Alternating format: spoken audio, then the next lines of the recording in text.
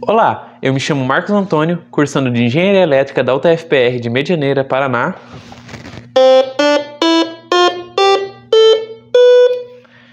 Isso que vocês acabaram de ouvir é justamente o piano eletrônico que iremos construir no vídeo de hoje. A existência de instrumentos musicais é algo bem antigo. Os especialistas que estudaram encontraram uma flauta de osso de 60.000 a.C., com furos com uma distribuição de distância que produziam notas com algo bem parecido do que a gente utiliza hoje em dia, o que não pode ser uma coincidência, né? Mas foi com os estudos de Pitágoras, a partir da utilização do monocórdio, que se deu o estudo teórico da música. Pitágoras pegou o monocórdio, que nada mais é do que isso que eu vou estar mostrando aqui para vocês, e ele tocou a corda em sua plenitude, em tamanho total, e percebeu que produzia uma nota. Depois ele pegava e colocava na metade da corda e percebia que produzia a mesma nota, só que com uma frequência menor, ou seja, ela ficava mais aguda. E foi a partir desses diversos estudos de Pitágoras que ele percebeu que a música estava totalmente relacionada à matemática, que justamente ele pegou ali pela metade, produziu uma nota, e pegando ela inteira produzia outra, e quando ele via em várias frações ali, ele via que produzia diversas outras notas. E foi com esses estudos de Pitágoras que se criou a escala pentatônica. Esses estudos das frequências e dos sons produzidos pelo monocórdio, no geral, na verdade, os sons produzidos no geral, podem ser validados pelo estudo da física. Mais à frente, a música foi vista como algo fino, como algo requintado, porque a Igreja Católica utilizava muito em seus cânticos e também ao tocar instrumentos. Só que até então não se tinha ainda uma denominação de escala musical, então se tornava muito difícil ainda o estudo da música.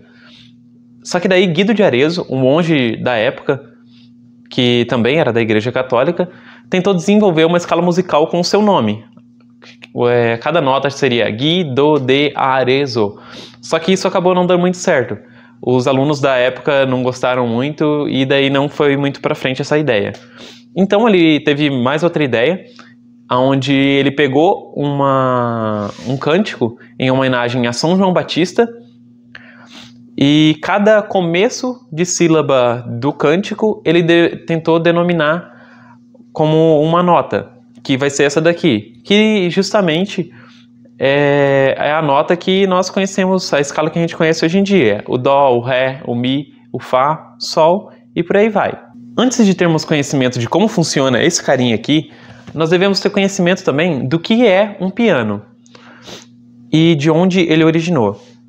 Anteriormente da criação do piano, nós tínhamos algo que se chamava cravo, que ele tem uma construção parecida com um piano, só que o que tocava as suas cordas eram diversos anzóis.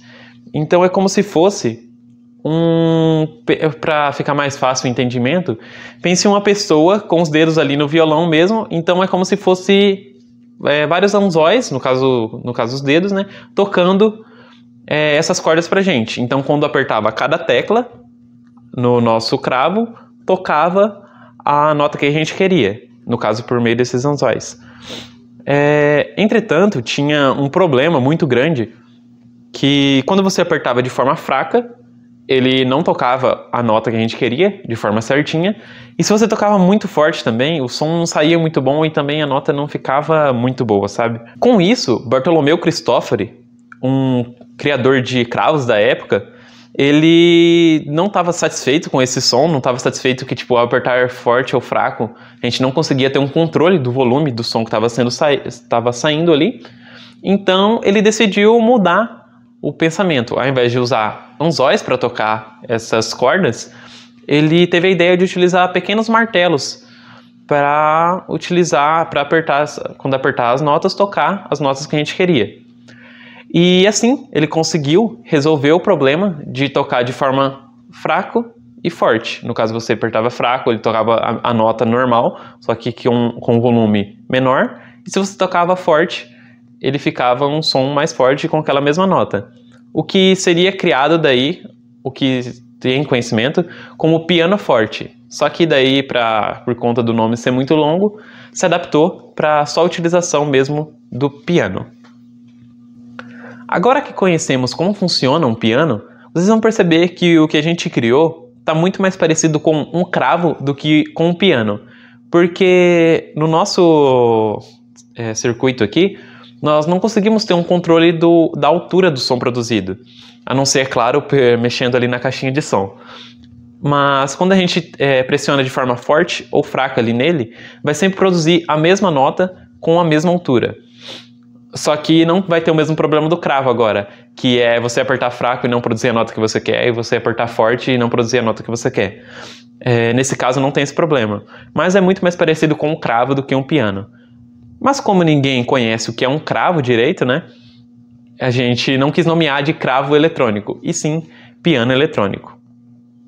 Mas então como que funciona esse nosso circuito? Nós estamos utilizando um circuito oscilador, que no caso ele vai gerar a onda para a gente, a partir do carregamento e descarregamento de um capacitor, que nada mais é do que uma pequena bateria. Mas aonde que vai estar carregando, como que vai estar carregando e descarregando? No caso, vai estar carregando pela nossa fonte de bancada, de corrente contínua aqui, e vai estar descarregando a partir de um resistor. Essa variação da resistência, nós conseguimos gerar diversas frequências. No caso, se a gente está descarregando de uma forma diferente, ele vai gerar uma frequência diferente também para a gente. Só que algo que devemos nos atentar também, se você ouviu o som no começo do vídeo, você viu que não parece com o som de um piano realmente. Isso se dá por conta das diferenciações de timbre. Eu vou estar mostrando para vocês uma imagem onde vocês vão ver. Se vocês pararem para analisar ali, ele parece bem algo como um quadrado, que é algo que a gente nomeia como uma onda quadrada.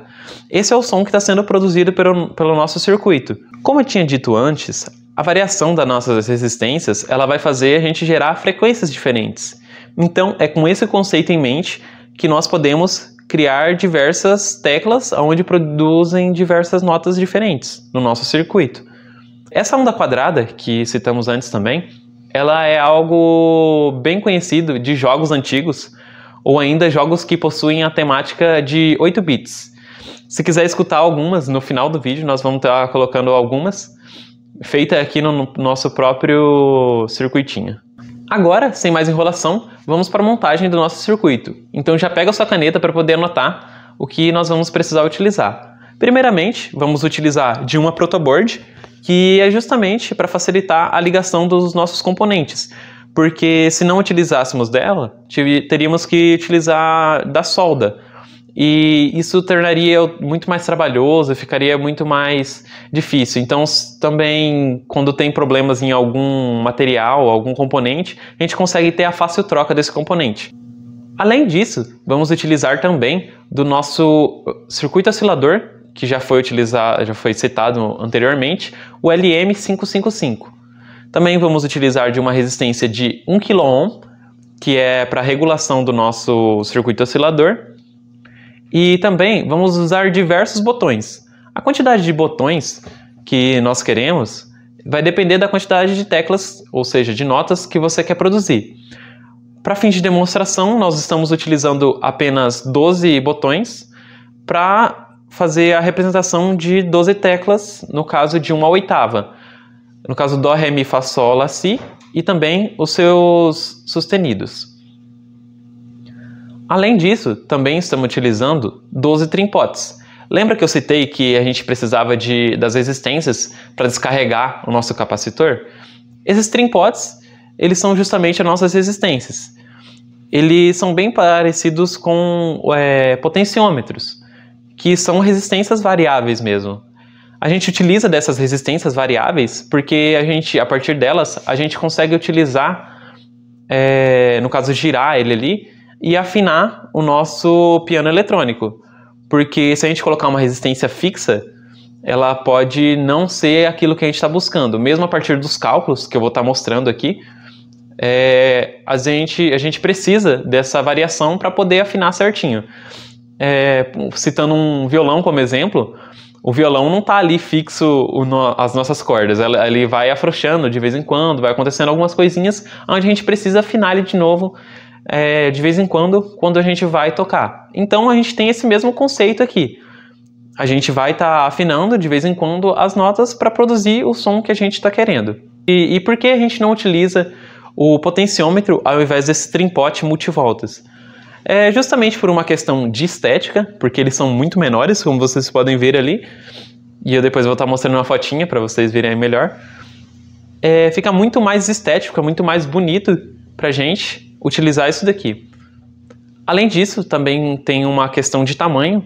O potenciômetro também ele é muito maior, né?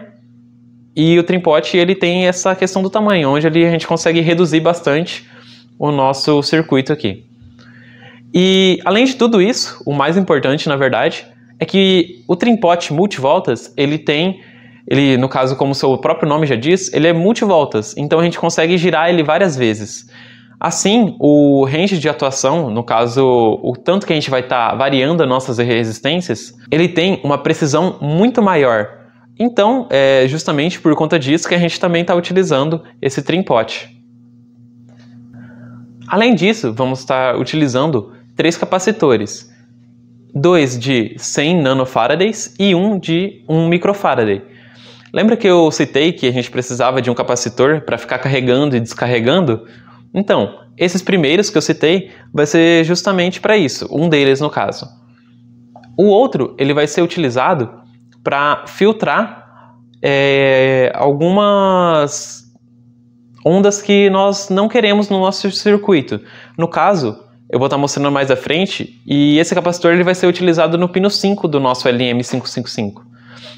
E ele serve justamente para garantir que o nosso zero vale realmente zero. Além desses 2 capacitores, que já ditamos qual é a função deles, temos um outro capacitor, o próximo no caso, o maiorzinho, de 10 microfarads, que ele vai servir justamente para não esquentar a nossa caixinha de som. Quando a gente está gerando ali uma onda nesse circuito oscilador, ele vai gerar uma tensão fixa no nosso pino 3. Então ele vai estar sempre ali definido a tensão que a gente definiu na nossa fonte. Só que isso tem um problema na nossa caixinha de som, que ele vai estar sempre com uma tensão positiva, então isso vai acabar esquentando essa nossa caixinha de som. E colocando esse capacitor um pouquinho maior, ele vai, como posso dizer, ele vai como se matar esses 5 volts, 9 volts, 8 volts, o que a gente definir ali. E assim não vai esquentar mais a nossa caixinha de som. Além de tudo isso que eu já citei, também vamos utilizar de diversos fios para fazer justamente a ligação dos nossos componentes.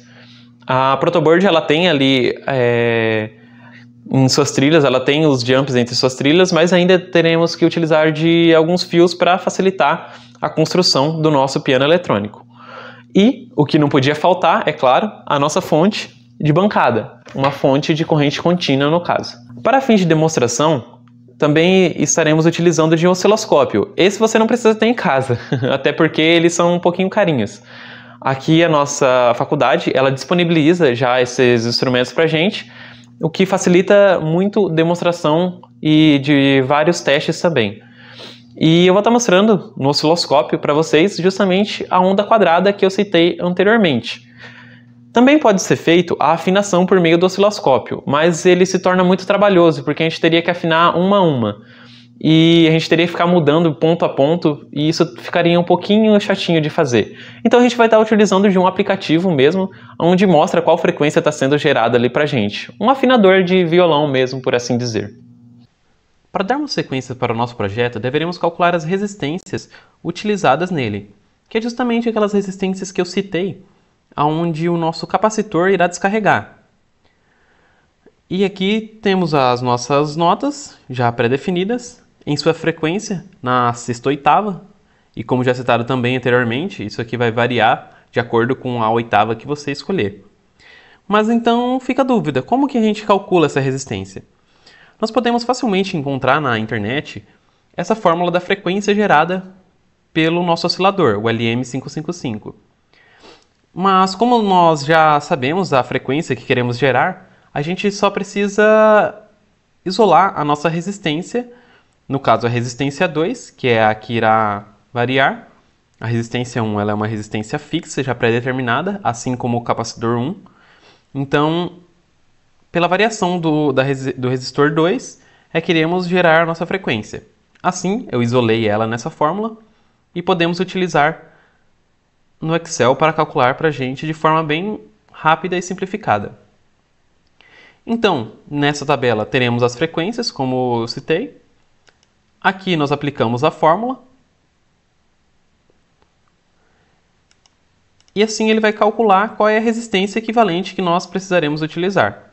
Eu comecei da tecla Si, porque eu vou mostrar depois no circuito para vocês que nós precisamos começar pela menor frequência, porque conforme iremos aumentando a nossa frequência, nós vamos variar a nossa nota e assim se nós variarmos essa resistência aqui de trás, ela vai acabar variando essa daqui da frente. Então, isso é um problema. Então, a gente tem que começar da nota mais aguda para a nota mais grave. Aqui, eu coloquei o potenciômetro que nós iremos utilizar, no caso, o trim-pot que iremos utilizar. E logo aqui ao lado, o potenciômetro mínimo em mercado que a gente pode encontrar. Como vocês podem ver aqui, eu fiz uma aproximação. Aqui ele deu 13.000. Então, o mais próximo que eu encontrei foi o de 20. E por assim vai. Eu fui fazendo todas as comparações.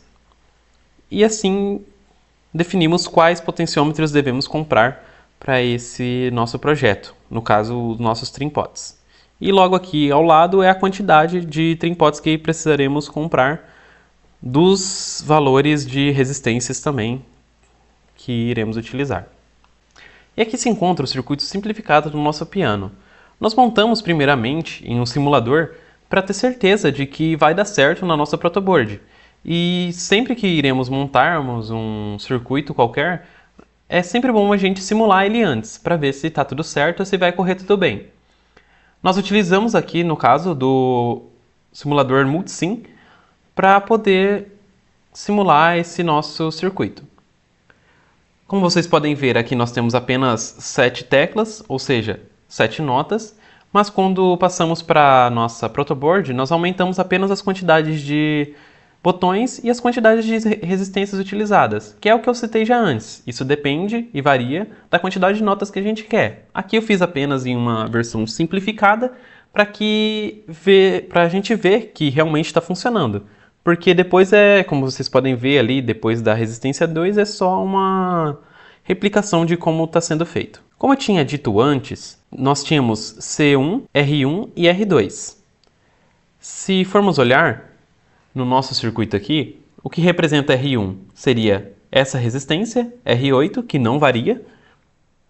O nosso C1 seria esse C2, que ele também não tem como variar, ele é algo fixo.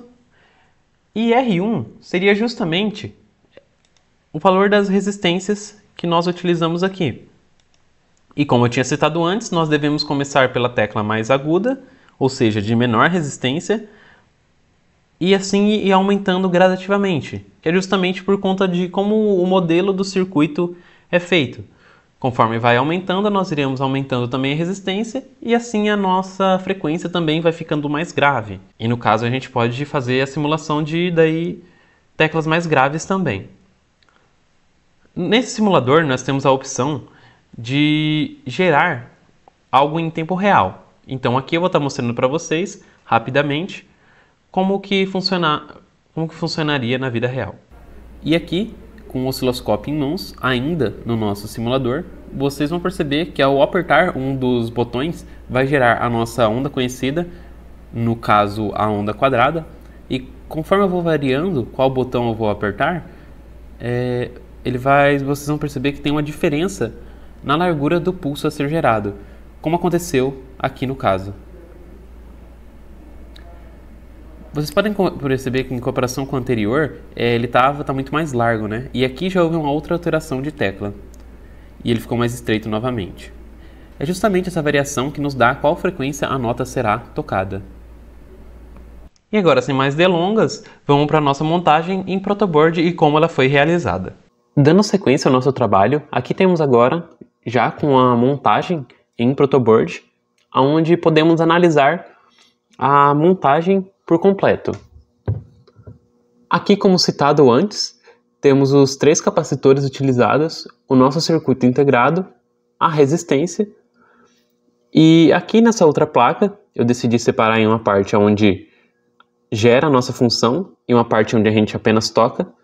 E aqui no nosso protoboard nós temos os botões e os trimpotes multivoltas, aonde irá variar a nossa frequência e, lógico, a nossa nota gerada também. Como vocês podem observar aqui, na placa onde gera o sinal, ou seja, gera a onda e a nota que a gente vai tocar, nós temos os 3 capacitores.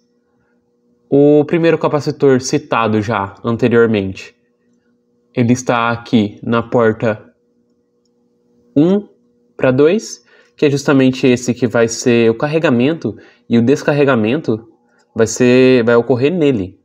E é a partir dele que nós vamos ter a nossa onda gerada.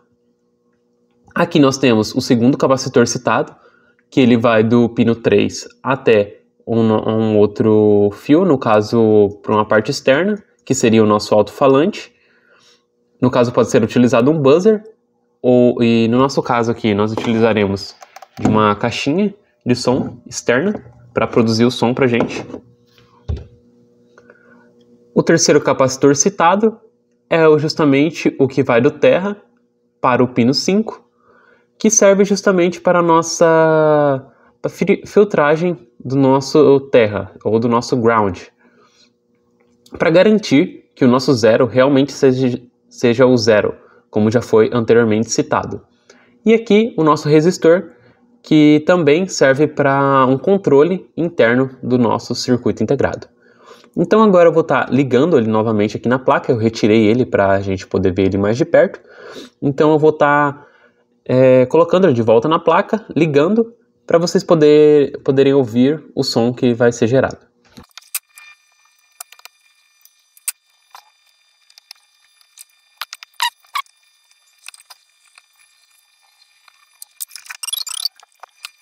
Agora, como citado antes, já montamos aqui, ligamos tanto a caixinha de som na parte aqui do nosso controle, como ligamos a parte que gera a onda aqui, com o nosso teclado mesmo. Nós podemos fazer a demonstração agora do som gerado. Lembrando que escolhemos apenas uma escala, sendo ela a 6ª da escala padrão utilizada. No caso, Dó, Ré, Mi, Fá, Sol e por aí vai. Então agora, uma demonstração pequena para todos que estavam aguardando ansiosamente.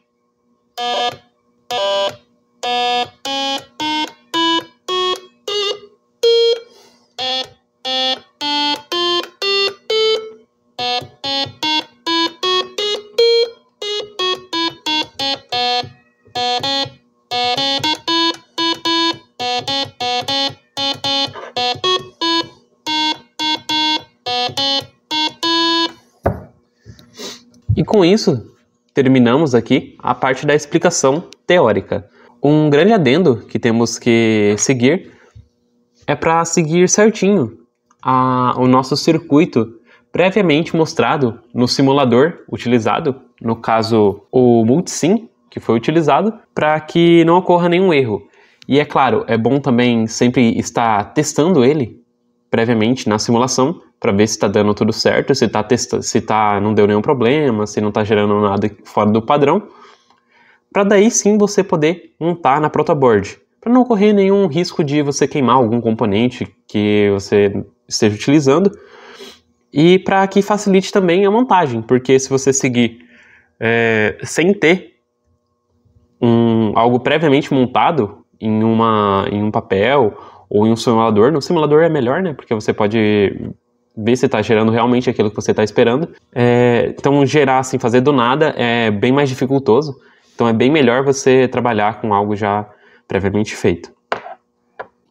Outra coisa que devemos mostrar é justamente a variação da resistência que vai gerar a nossa nota. Se ficarmos girando aqui, cada um desses, e em cada botão, ele vai gerar uma nota diferente para a gente. Para fins de demonstração, eu vou estar alterando aqui a resistência de Si, que como vimos no simulador anteriormente, ele é o de maior resistência. Eu utilizei dele porque para chegar nessa escala nós precisaríamos de uma resistência inicial bem grande, e é justamente ele que vai ser essa resistência inicial grande. E agora eu vou mostrar para vocês variando o nosso som a partir da variação também dessa resistência.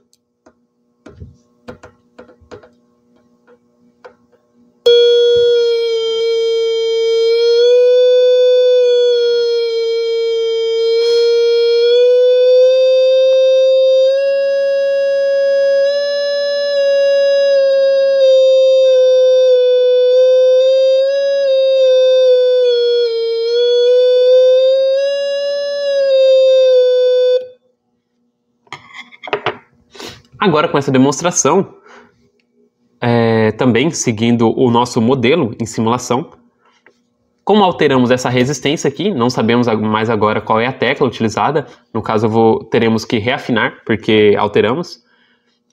As teclas aqui, nós não temos como ter certeza se vão ser Dó, Ré, ou seja, vão estar afinadas também. Então, quando nós formos afinar o nosso piano eletrônico, nós devemos começar sempre do último até o primeiro. Então começaremos aqui da direita, subiremos para cima, para baixo, para cima, e assim seguindo o nosso circuito, até o fim da nossa última tecla, que seria o Dó, a tecla que tem a maior resistência. Como eu vou mostrar aqui agora, com a variação do último ali, o que aconteceu com a nota Dó. E se eu variar aqui, novamente, vai variar com certeza a minha nota gerada.